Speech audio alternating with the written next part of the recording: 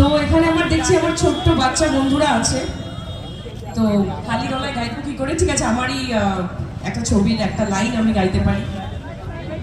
খুঁজেছি তোকে রাত বেরাতে, বলে স্ক্রিনে দাও লুকিয়ে চিঠি তোকে লেখা, তুলে রেখেছি যত্নে, মনে রে আমি বলি ওই কেন পালালি, রাতেও মরিচিকা দেখছি একা একা, গিয়েছে ঘুরে পড়েছে